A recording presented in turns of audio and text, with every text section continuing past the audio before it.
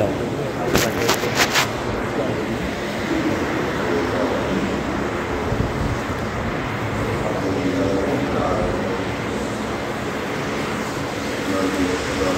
کا فون ہے، بیان ریکارڈ کرو.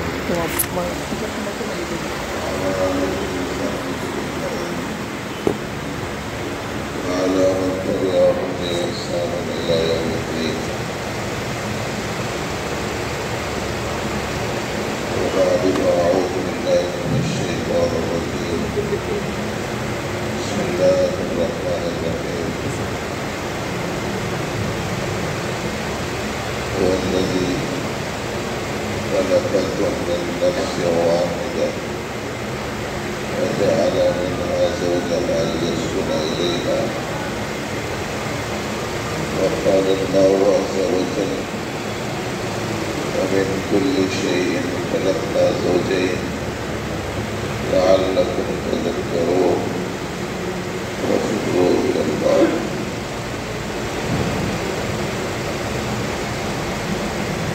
معزز حاضرین،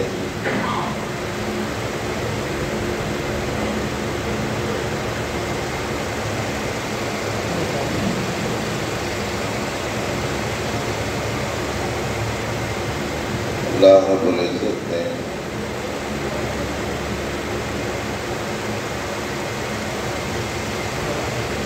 ارشاد فرمایا کہ اللہ وہ ہے جس نے تم کو ایک جان سے پیدا کیا اور اسی سے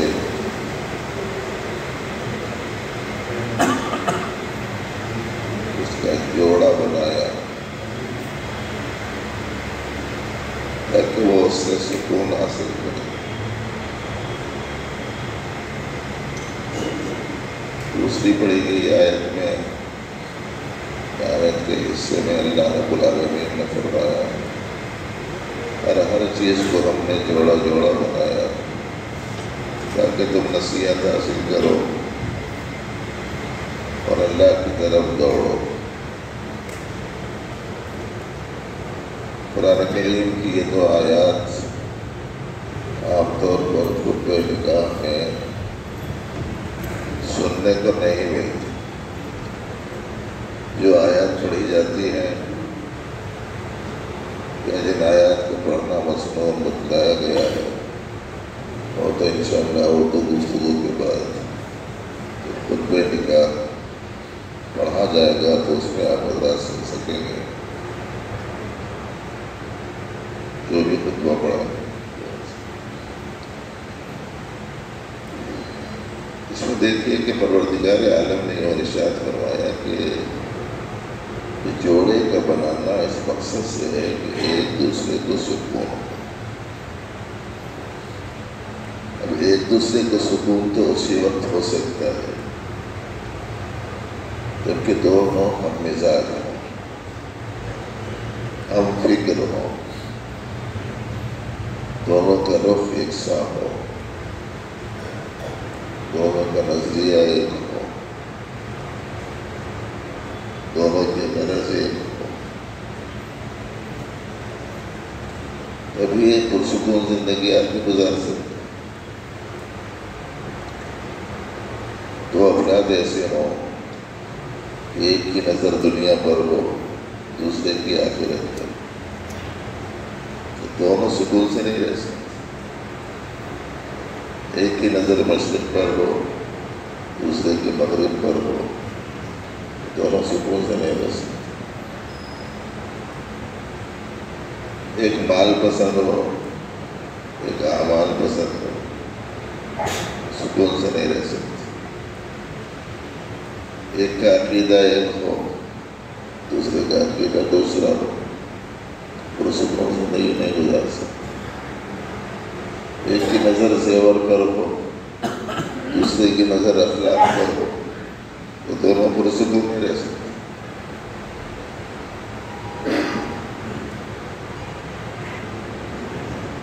حالانکہ مقصد اس کا لیسکن الیہا، اسی لیے اسلام نے جو تعلیم دی ہے اس میں ایک بات تو یہ فرمائی گئی ہے کہ دونوں کے دونوں صاحب ایمان ہونا شرط ہے.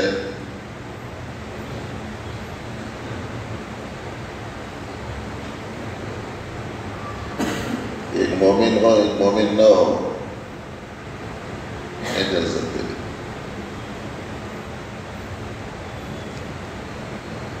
وَلَأَمَةٌ مُؤْمِنَةٌ خَيْرٌ مِّن مُشْرِكَةٍ وَلَوْ أَعْجَبَتْكُمْ. ایمان والی عورت بہتر ہے ایسی مشرکہ سے جو تمہیں چاہے جتنی پسند آتی.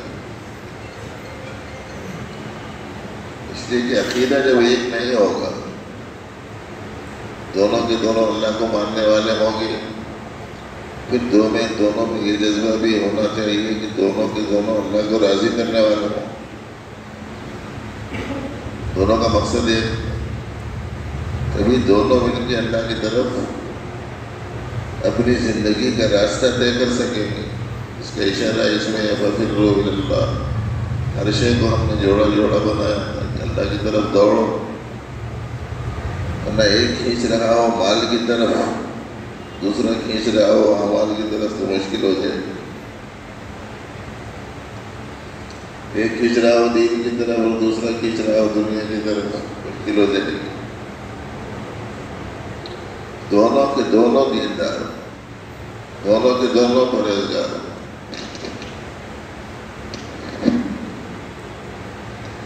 دونوں کا مقصد اللہ جل شانہ کو راضی کرنا ہو.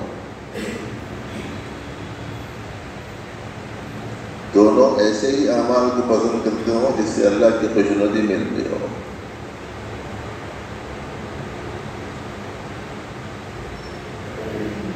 اور یہ ایمان ہی کا وہ رشتہ ہوتا ہے جو ایک دوسرے کی تقویت کا سبب بنتا ہے. جیسے بعض روایات میں آتا ہے کہ ایک مومن دوسرے مومن کے حق میں عمارت کی طرح ہوتا ہے کہ اس کا ایک جز دوسرے جزو کی تقویت کا سبب بنتا ہے.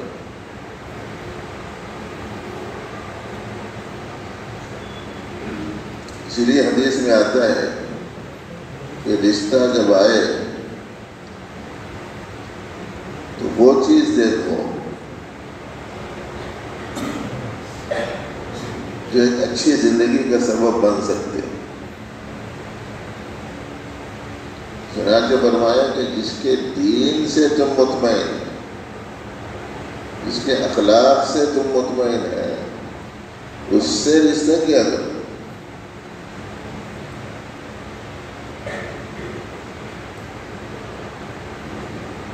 یہ نقطۂ نظر جو اسلام نے پیش کیا، جو احادیث مبارکہ میں آیا، بعض روایات میں تو یہاں تک آیا ہے لَأَمَةٌ سَوْدَاءُ ذَاتُ دِینٍ أَفْضَلُ. اگر رنگت کے اعتبار سے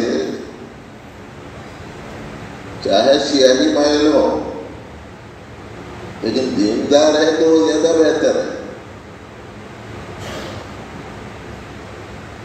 نبی رحمت صلی اللہ علیہ وآلہ وسلم نے یہ بات ارشاد فرما دی تھی کہ رشتے جو کیا کریں گے لوگ اس کے عام طور پر 4 اسباب ہوں.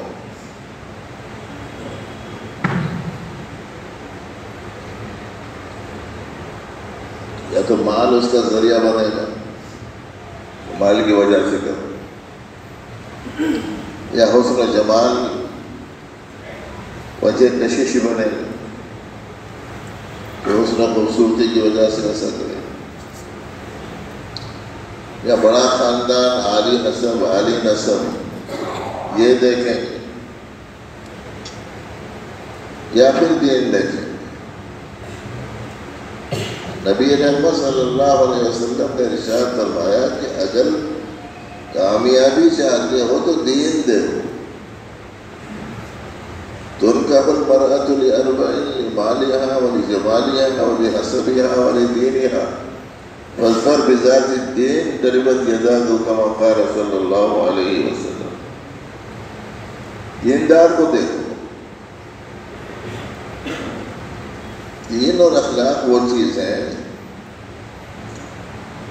جو عمر کے ڈھلنے کے ساتھ ڈھلتے نہیں.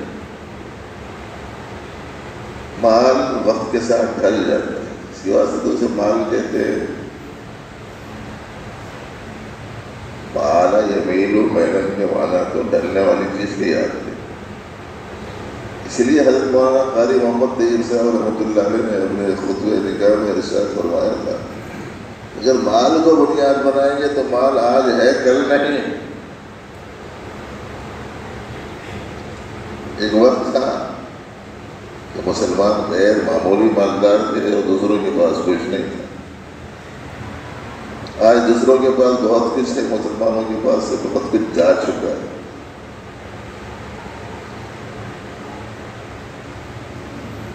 ایک وقت تھا کہ کوئی حکمران طبقے کا رشتہ دار تھا جس کی کئی سو سال حکومت رہی ہندوستان پر. آج اس کے عزیز و اقارب انتہائی قسم پرسی کے عالم میں ہے اور کوئی ان کا پرسان حال نہیں. مال آج ہے کل نہیں رہے. اسی لیے سقوط حیدرآباد کے بعد حیدرآباد میں کوئی مشاعرہ ہوا تھا تو ایک شاعر نے ایک شعر پڑھ کے ان لوگوں کی اصطلاح میں مشاعرہ لوٹ لیا تھا. اس نے کیا شعر پڑھا تھا؟ تو اس نے کہا کیسے کیسے ایسے ویسے ہو گئے. میرے کو دیکھے تو سمجھ میں گا کیسے کیسے ایسے ویسے ہو گئے اور پھر ایسے ایسے ایسے ویسے کیسے کیسے ہو گئے. لیکن عجیب بات یہ ہے کہ جو ڈھلنے والی چیز ہے، جو زوال پذیر ہے، جس کو بقا نہیں ہے، آج ہے کل نہیں ہے، اس واسطے کہ یہ اللہ کی سنت ہے. اللہ یبسط الرزق لمن یشاء ویقدر. جس کے حق میں چاہتے ہیں پروردگار اس میں کشادگی کرتے ہیں، جس کے حق میں چاہتے ہیں تنگی کر دیتے. دونوں حالات سے انسانوں کی آزمائش چلتی ہے. لیکن آج کے موجودہ دور میں آپ دیکھیں کہ زیادہ تر فوکس کسی چیز کے اوپر لگا ہوا ہے. ادھر والا بھی یہی دیکھ رہا ہے، ادھر والا بھی وہی دیکھ رہا ہے، اور یہ دوسرے دیکھتے تو ہم کو تعجب نہ ہوگا. جو نبی رحمت صلی اللہ علیہ وسلم کو ماننے والے نہیں ہیں وہ اگر ادھر دیکھتے تو شاید زیادہ تعجب نہ ہوتا. تعجب تو ان کے اوپر ہے جو ان کو مانتے ہیں، ان کی باتوں کی اہمیت کو سمجھتے ہیں، اس کے باوجود لوگ مال ہی کو دیکھیں. گھر کیسا ہے، آمدنی کتنی ہے، کیا پڑھا ہوا ہے، کیا کیا کما سکتا ہے، جائیدادیں کیا کیا ہیں، وہ دیکھیں. اور ادھر دیکھ رہے ہیں بچی کی طرف کیا پوزیشن ہے، خاندان کیسا ہے، کیا کیا لا سکتی ہے. ہمارے حضرت مسیح الرحمت رحمۃ اللہ علیہ تو کبھی کبھی یوں ارشاد فرماتے تھے کہ اس وقت میں بچی والوں کے مال کے اوپر نظر اس درجے بڑھ چکی ہے کہ اگر بس چلے تو بچی کا گھر ہی پہیے لگا کے کھینچ کے لاتے. نبی رحمت صلی اللہ علیہ وآلہ وسلم نے بتایا کہ یہ ایک سبب بنتا ہے رشتوں کے قیام کا، اور ظاہر ہے کہ مال لینے والی چیز ہے نہیں. اگر اس بنیاد پر تعلق قائم ہوا تو جب مال میں کمی آئے گی، کٹوتی آ جائے گی، تو پھر رشتے میں پھر مضبوطی باقی بھی رہے گی. اس واسطے کہ وجہ کشش ختم. اور اگر حسن و جمال کا مسئلہ ہے تو وقت گزرنے کے ساتھ ساتھ حسن بھی ڈھلتا ہے.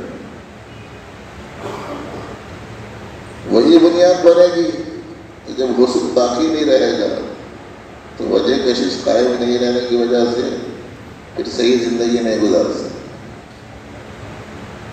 اور جہاں تک عالی حسب و نسب کا تعلق ہے، اس کی عزت و برقراری تو کردار کے ساتھ ہے. اگر کردار اچھا ہے تو برقرار رہتی ہے، اور اگر کردار خراب ہے تو کتنے ہی بڑے خاندان کے کیوں نہ ہو، اس کی عزت خاک میں مل جاتی ہے۔ اسی لیے نبی رحمت صلی اللہ علیہ وسلم کے اس ارشاد کو ذہن میں رکھنا چاہیے کہ دیندار کو دیکھو، یہ وہ چیز ہے کہ دن بدن پختگی بڑھتی چلی جاتی ہے۔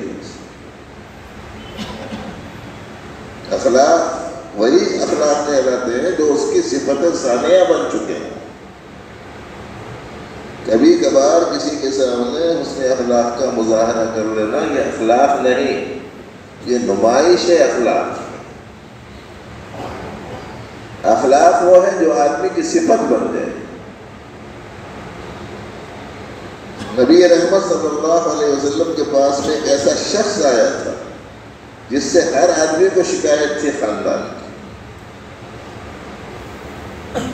ایک مرتبہ نبی رحمت صلی اللہ علیہ وسلم کے گھر آیا تو بیوی عائشہ صدیقہ رضی اللہ عنہا نے یہ سوچا کہ آج یہ خود ہی آیا ہے، آج حضور خوب ڈانٹیں گے اور خوب سختی سے گفتگو کریں گے، لیکن آپ نے بات نرم فرمائی، لب و لہجہ نرم رکھا۔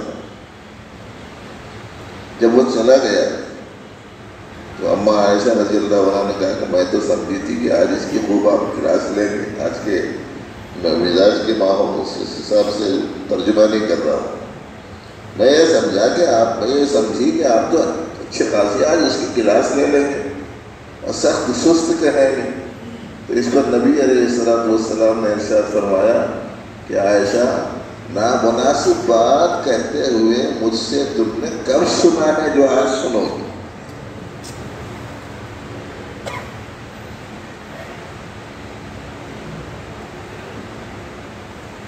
بس اس کا نام ہے اخلاق، اس کے نام ہے۔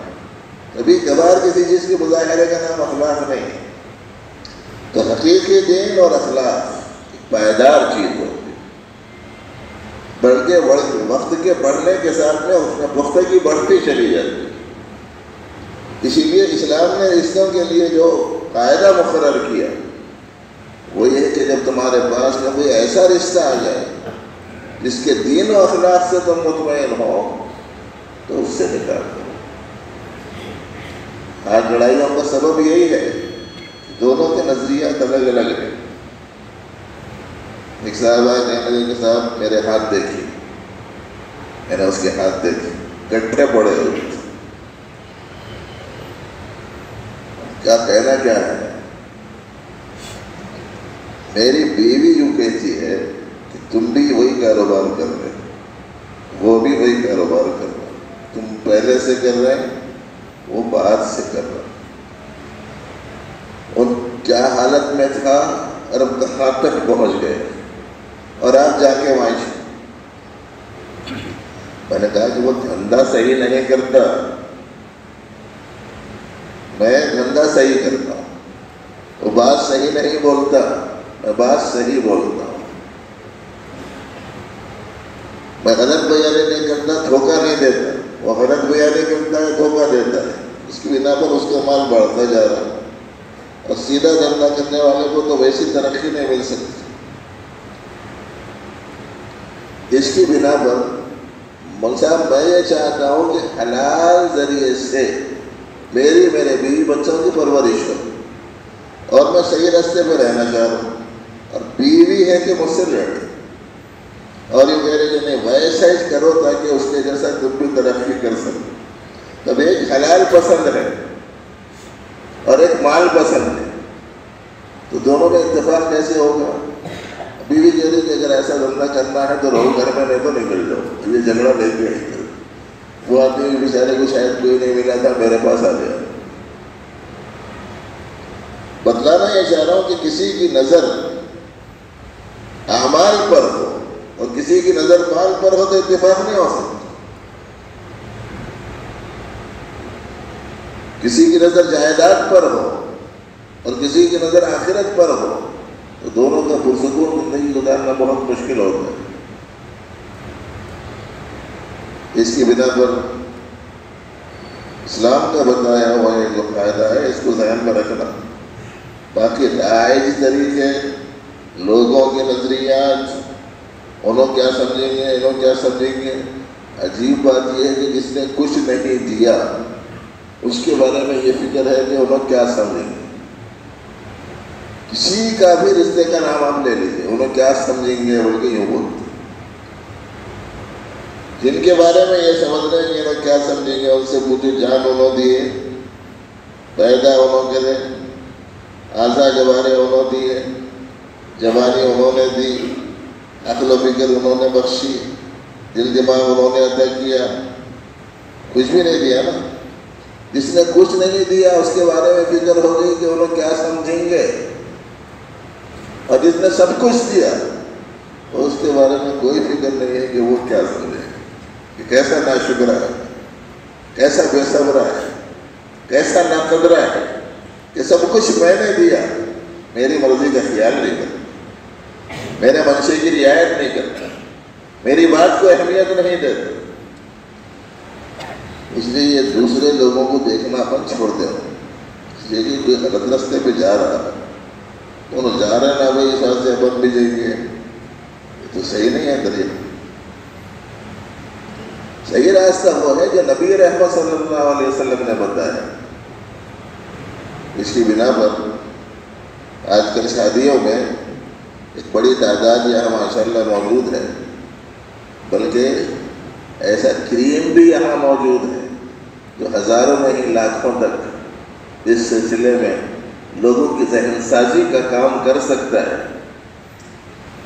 بہت ہی مؤدبانہ گزارش ہے ان سے کہ اس وقت میں شادیوں میں، ولیموں میں، تقریبوں میں اور خوشی کے امور میں جو بے اعتدالی، بے احتیاطی، غیر شرعی چیزیں ہیں، ان سب سے بچنے کا خاص طور سے اہتمام کرنے کی ترغیب دینا چاہیے. اور بعض لوگ دھوکہ دے رہے ہیں آج کل کہ بھائی شادی وہ لوگ نہ کرنا جن کے پاس میں مال نہیں ہے، جن کے پاس میں ہے تو اپنا جیسے کرنا چاہیں کرو. ایسا بول ہے تو جیسا چاہے ویسا خرچ کرنے کی اسلام میں اجازت نہیں ہے نا. اسلام میں حکم ہے اسراف مت کرو، اسلام میں حکم ہے بے جا خرچ مت کرو، یعنی تبذیر مت کرو. اسلام میں حکم ہے دکھاوا مت کرو. سب اسلام کے احکام ہیں. مال دینے والے نے یہ حکم دیا اسراف مت کرو، تبذیر مت کرو، ریاکاری مت کرو، اسی نے حکم دیا. تو پھر مال جو زیادہ ہے اس کا کیا کرنا؟ اتنے مقدار ہیں اس کے کرنے کے واسطے کہ پوری دنیا کے لوگ ابھی لا کے کسی جگہ دولت جمع کر دیے تو دنیا والوں کی ضروریات کو پورا کرنے کے سلسلے میں شاید کم پڑ جائے.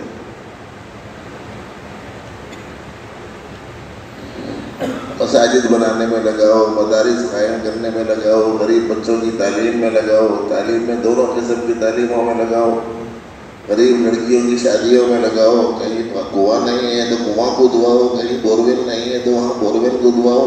ہزاروں غریب لوگ بیماری اور علاج کے سلسلے میں پریشان ہیں، ان کی مدد و نصرت کرو. یہ وہ اعمال ہے جو پروردگار عالم کو بے حد پسند ہے کہ آدمی مال خرچ کرے تو ثواب والے مد میں خرچ کرے، عذاب والے مد میں تو بالکل خرچ نہ کرے، اور حساب والے مد میں احتیاط کرے. بس یہ قاعدہ ہے، اسے یاد رکھنا چاہیے. ہمیں بہت خوشی ہے کہ آج ماشاءاللہ علماء کرام کی کوششوں، مسائل کے حقہ کی جدوجہد، علماء ربانیین کی فکروں کی وجہ سے مساجد میں نکاح منعقد بھی ہو رہے، لین دین سے پرہیز بھی ہو رہا، رسم و رواج سے بچنے کی کوشش بھی کی جا رہی. شریعت و سنت کے مطابق ان تقاریب کو انجام دینے کی فکریں ہو رہی ہیں. جہاں جہاں ہو رہی ہے اللہ ان سب کو مبارک کرے. اور جتنے حضرات یہاں موجود ہیں وہ یہ ارادہ کر کے جاؤ مسجد سے کہ یہ تو خیریت آباد ہے نا، اور خیریت تو ہمارے دین کے ساتھ ہوتی ہے. ہماری خیریت تو دین کے ساتھ میں. ٹائم کم ہے ورنہ میں آپ کو سناتا کہ خیریت کا کیا تصور تھا حضرات صحابہ کرام کے دور میں.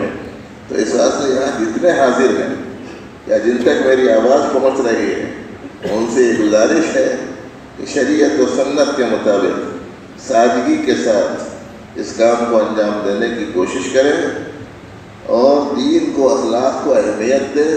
عمومی ایسا مزاج بن جائے کہ جو دیندار ہوگا جو با اخلاق ہوگا اس کا رشتہ آسانی سے ہو جائے گا. یہ تصور ماحول میں قائم ہونا چاہیے. جو مالدار ہوگا جو صاحب جائیداد ہوگا آسانی سے اس کا رشتہ قائم ہو جائے گا. یہ تصور قائم ہو گیا.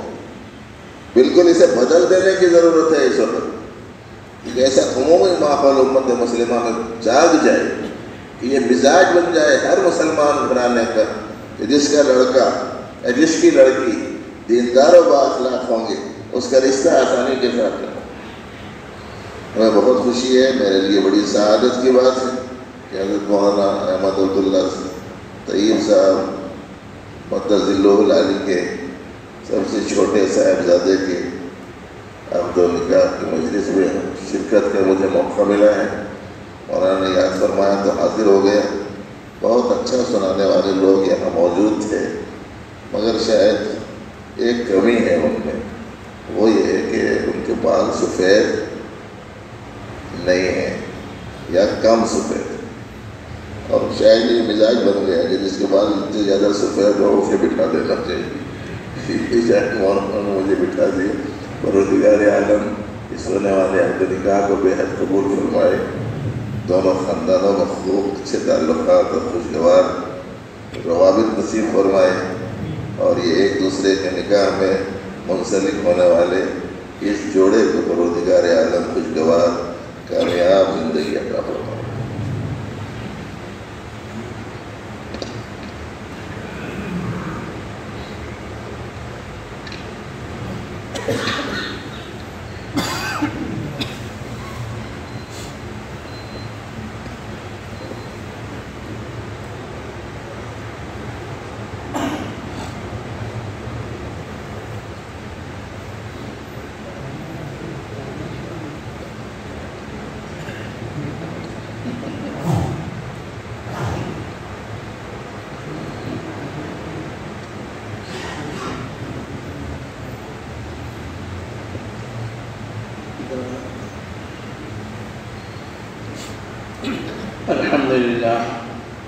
الحمد لله نحمده ونستعينه ونستغفره ونؤمن به ونتوكل عليه ونعوذ بالله من شرور أنفسنا ومن سيئات أعمالنا.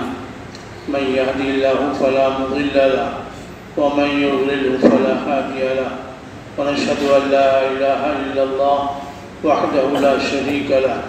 ونشهد أن سيدنا ونبينا ومولانا محمدا عبده ورسوله صلى الله تعالى عليه وعلى آله وأصحابه أجمعين. أما بعد. أعوذ بالله من الشيطان الرجيم. بسم الله الرحمن الرحيم. يا أيها الناس اتقوا ربكم الذي خلقكم من نفس واحدة وخلق منها زوجها وبث منهما رجالا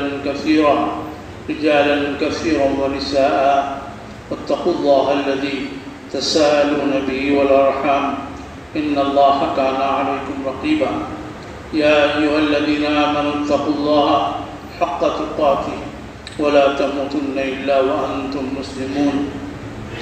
يا أيها الذين آمنوا اتقوا الله وقولوا قولا سديدا يصلح لكم أعمالكم ويغفر لكم ذنوبكم ومن يطع الله ورسوله فقد فاز فوزا عظيما. قد قال النبي صلى الله تعالى عليه وسلم النكاح من سنتي فقال ومن رغب عن سنتي فليس مني. قال النبي صلى الله تعالى عليه وسلم إن أعظم النكاح بركة أيسره مؤونة. وصلى الله تعالى على خير خلقه محمد وآله وأصحابه أجمعين برحمتك يا أرحم الراحمين.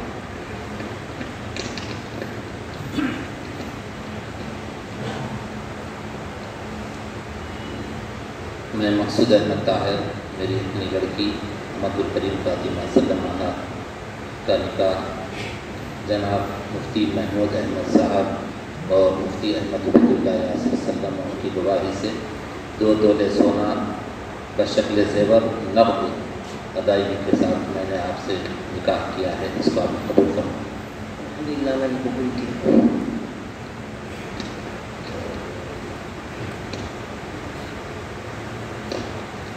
الحمدللہ رب العالمین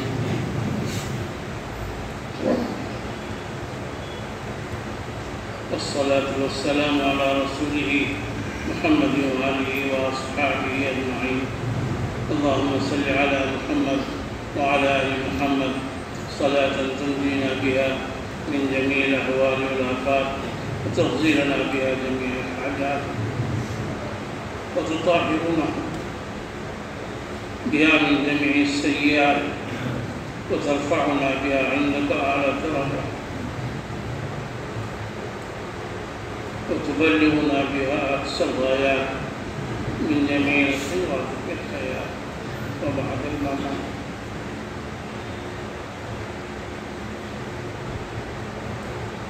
إنك على كل شيء قدير ربنا ظلمنا أنفسنا وإن لم تغفر لنا وترحمنا لنكونن من الخاسرين ربنا آتنا في الدنيا حسنة وفي الآخرة حسنة وقنا عذاب النار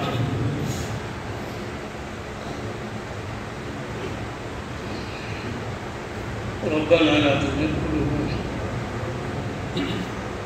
بعد إذ هديتنا وهب لنا من لدنك رحمة إنك أنت الوهاب ربنا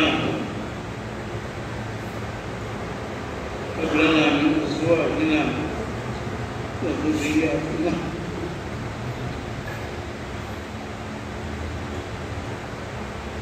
قرة أعين واجعلنا للمتقين إماما رب اجعلني مقيم الصلاة ومن ذريتي ربنا وتقبل دعاء ربنا اغفر لي ولوالدي وللمؤمنين يوم يقوم الحساب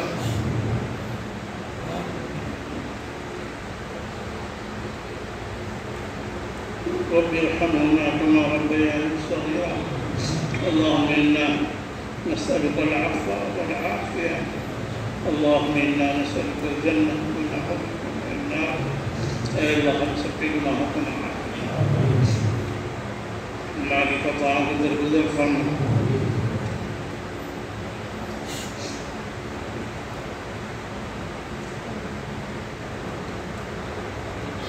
اس محفل نکاح کو بیعت قبول فرما زوجین میں محبت میں الفتیں راحتیں مقدر فرما ناگہانی آفتوں بلاؤں مصیبتوں سے ہم سب کی حفاظت فرما پوری امت کی حفاظت فرما خیر کا معاملہ فرما شر سے حفاظت فرما نیک اور صالح اولاد کے وجود میں آنے نظریہ بنا اپنے کرم سے اپنے فضل سے ہماری جان مال اولاد کو اپنے دین کی خدمت کے لیے قبول فرما اے اللہ ہم بہت ضعیف ہیں پر رحم فرما کرم کا معاملہ فرما اے اللہ جتنے یہاں موجود ہیں ان کے دلوں میں جو جائز حاجت ہیں اپنے کرم سے پورا فرما امت کے مسائل کو حل فرما امت کو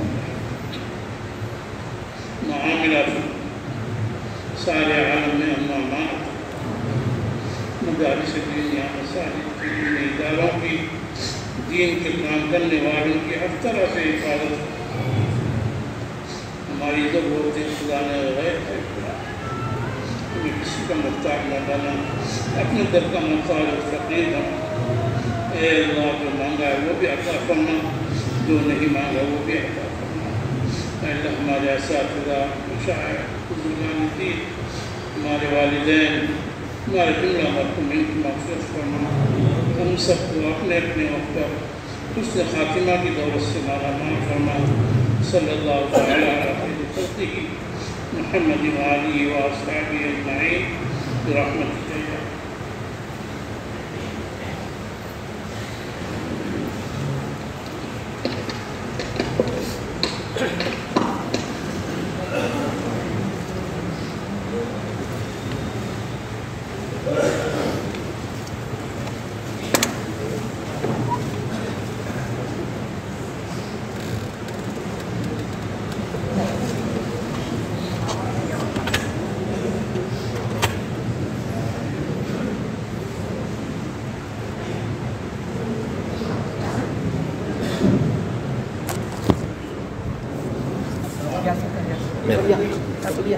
السلام علیکم. مبارک مبارک.